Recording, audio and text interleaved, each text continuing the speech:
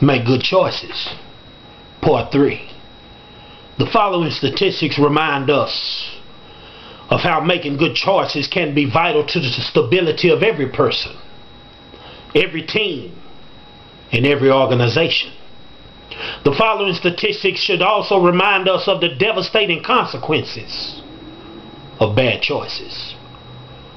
Black and Latino males make up the minority in the country's population, but they are the majority when it comes to the prison population. Bad choices. There are more black and Latino males in prison than in college.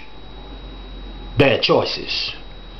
Black and Latino males make up 98% of all gang-related drive-by shootings.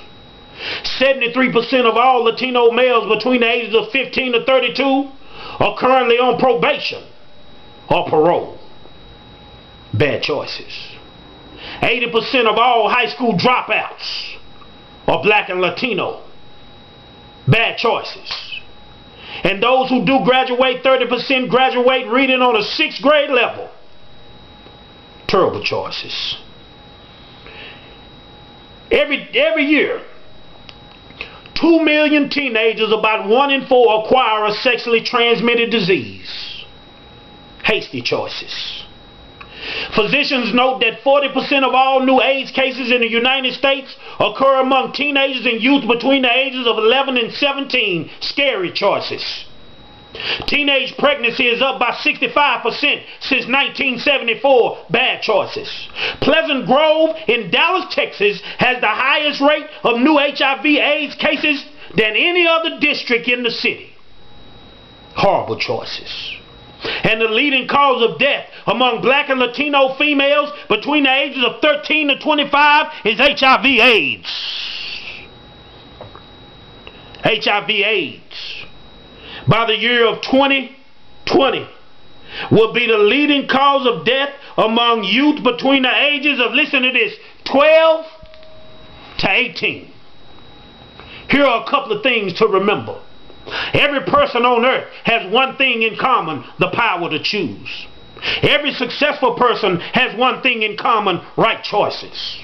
Every convicted felon on death row has one thing in common: bad choices. Every teenager who has contracted a S.T.D. has one thing in common: bad choices.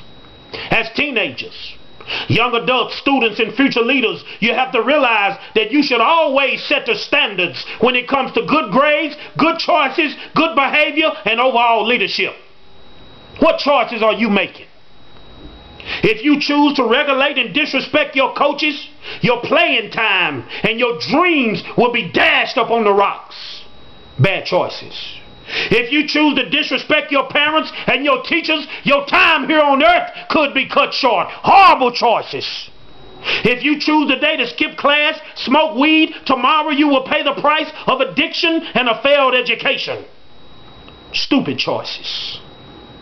If you choose today to claim cliques, neighborhoods, and gangbang, you could pay the price of spending the rest of your life in a maximum security prison. Wrong choices. If you choose today to push up on boys and get busy with young girls, you could wind up with an S.T.D, a baby that you can't support, or you may wind up dying of AIDS. Immoral choices. If you choose to play Xbox all night and fail to complete your homework, tomorrow you could pay the price of dropping out of school and working the rest of your life at a dead-end job. Terrible choices. The choices you make today will affect your future for years to come.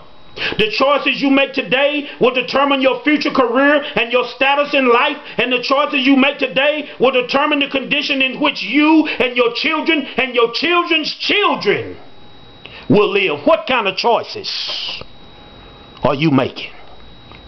Think about your life. Are you headed in the right direction, or are you headed in the wrong direction? Only you can answer that question. Examine your homies and your so-called friends. Are they a good influence or a bad influence? Only you can answer that question. Think about your future, young person. Have you applied yourself toward that end? Only you can answer that question. What about you? Are you going to continue to make bad decisions, become pregnant before you're 14, and end up doing 35 to life in some prison? Remember, the choice is yours. What about you? Are you going to reevaluate your life?